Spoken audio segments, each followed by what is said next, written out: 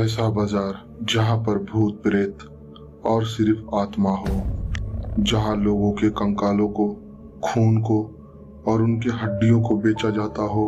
उस बाजार में जाने से आम इंसान के रोंगटे खड़े हो जाते हो।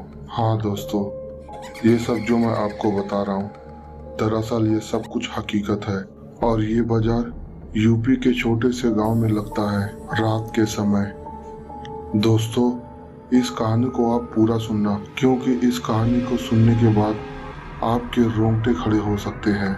लेकिन दोस्तों, आपसे एक छोटी सी रिक्वेस्ट है, अगर आप हमारे चैनल पर नए हैं तो प्लीज़ हमारे चैनल को सब्सक्राइब कर दें और बेल आइकन को दबा दें। तो चलो दोस्तों, बढ़ते हैं इस कहानी की ओर। ये बाजार गांव से बहुत दूर एक वीरान जगह लगता है। इस बाजार के आसपास कोई इंसान तक नहीं भटकता और ये बाजार रातों रात तक लगा रहता है। इस बाजार में गलती से रमेश नाम का आदमी चला जाता है और उसके साथ जो होता है ये सुनकर आपके दिल दहल जाएंगे। रमेश अपने दोस्त के शादी में उसके घर गया हुआ था। दोस्त के शादी के एक हफ्ते के बाद रमेश अपने घर आने के लिए वहां से निकल गया। वो ट्रेन में रवाना होकर घर लौटते समय अपने दोस्त की शादी के पलों को याद कर रहा था। तभी अचानक ट्रेन रुक गई। पूछताछ पर पता चला कि ट्रेन के इंजन में कुछ खराबी आ चुकी है। आने वाला स्टेशन थोड़ा नजदीक था, इसलिए काफी पैसेंजर ट्रेन से नीचे उतरकर उस स्टेशन के पास जाने लगे और उनके साथ साथ रमेश भी जा रहा था, क्योंकि रमेश को भी उसी स्टेशन पे उतरना था। इसलिए रमेश भी उनके साथ साथ स्टेशन तक चला गया। स्टेशन पर पहुंचकर और उसके बाद रमेश स्टेशन के बाहर चला गया टैक्सी को ढूंढने के लिए। स्टेशन के बाहर कई सारे ऑटो और टैक्सी थी। रमेश ने अपने घर जाने के लिए एक टैक्सी बुक कर ली और फिर रमेश अपने घर जाने लगा। रात काफी काली थी और सड़कों पर घना अंधेरा छाया हुआ था और रास्ता भी एकदम वीरान था। थोड़ा आगे जाने पर दूर दूर ना कोई गाड़ी और ना ही कोई आदमी दिखाई दे रहा था। थोड़ा दूर चलते चलते टैक्सी अचानक से बंद पड़ गई। टैक्सी ड्राइवर ने गाड़ी से नीचे उतरकर गाड़ी चेक करी तो उसमें इंजन की कुछ वायर जल चुकी थी। रमेश गाड़ी से नीचे उतरा और टैक्सी ड्राइवर से गाड़ी की हालत के बारे में पूछने लगा। तभी टैक्सी ड्राइवर ने कहा, भाई साहब, गाड़ी खराब हो चुकी है, आपसे माफी चाहता हूँ और इससे आगे मैं आपको ले जा नहीं सकता। फिर उसके बाद रमेश ने उस टैक्सी ड्राइवर को पैसे दिए और पैसे देने के बाद और फिर दूसरी टैक्सी का इंतजार करने लगा। और उसके बाद रमेश रास्ते में पैदल चल रहा था। उसे चलते चलते काफी देर हो चुकी थी, लेकिन उस सड़क पर कोई भी गाड़ी दिखाई नहीं दे रहा था। रास्ता एकदम सुनसान था। आगे जाने के बाद वो रास्ता दो दिशाओं में बट गया। उसमें एक रास्ता तो आम दिशाओं की तरफ था, लेकिन दूसरा रास्ता भूत बाजार की तरफ था।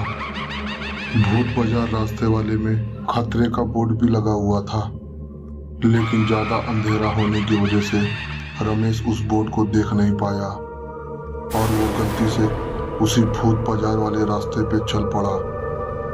भूत बाजार रास्ते में चलते हुए अजीबोगरीब हवाएं चलने लगी, लेकिन रमेश बस उस रास्ते पर चलता जा रहा था। थोड़ी दूर चलते चलते उसे पीछे किसी के चलने की आहट महसूस होने लगी। उसने पीछे मुड़कर देखा तो वहां कोई नहीं था। रमेश फिर से वहां से आगे बढ़ने लगा। तभी अचानक पीछे से एक छोटी बच्ची की आवाज आई। वो आवाज भैया के नाम से आई। रमेश ने पीछे मुड़कर देखा तो एक छोटी सी बच्ची उसके पीछे खड़ी हुई थी।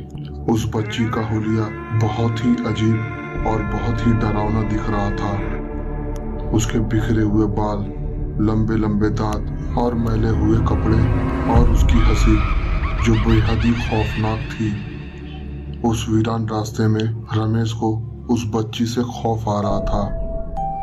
तभी वो लड़की रमेश का हाथ पकड़कर बोली कि मेरे मम्मी पापा बहुत परेशान हैं, मेरे पापा बेहोश हो गए हैं, प्लीज भैया मेरी मदद करने के लिए मेरे साथ चलिए। ये सुनने के बाद रमेश उस बच्ची के साथ चला गया और आगे जाकर जो उसने देखा, उसे देखने के बाद तो रमेश के रोंगटे खड़े हो गए। रमेश ने देखा कि वहां पर कई सारे दुकानें हैं जिनमें इंसानों का खून, लाशें, आंखें, जीभ ये सब बिक रहा है और उन्हें खरीदने वाले लोग बहुत ही खौफनाक और वहशी किस्म के हैं। थोड़ी देर के बाद वो बच्ची रमेश का हाथ छोड़ाकर दो वहशी के पास गई जो लोग खून खरीद के पी रहे थे। वो दो लोग उस बच्ची के मम्मी पापा थे। थोड़ी देर के बाद वो लड़की जिसको मम्मी पापा बोल रही थी, वही दोनों उस बच्ची का गला काट दिए और उसका खून पीने लगे। वहां पर हड्डी, कंकाल और खून बेचने वाले भूत और चुड़ैल थे। वो बाजार एक बहुत ही खौफनाक बाजार था।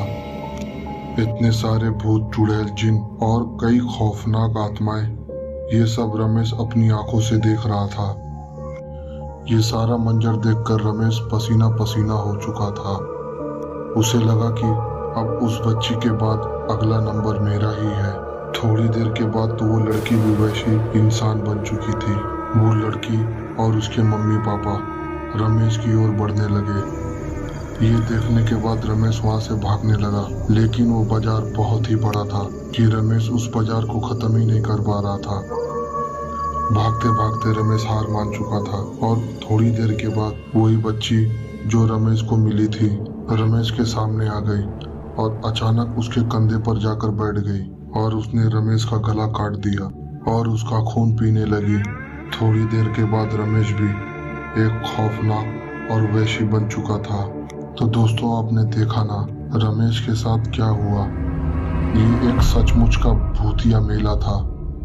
उस मेले में जो भी जाता है जिंदा वापस लौट कर नहीं आता है और उस मेले में कई लोगों की जान जा चुकी है।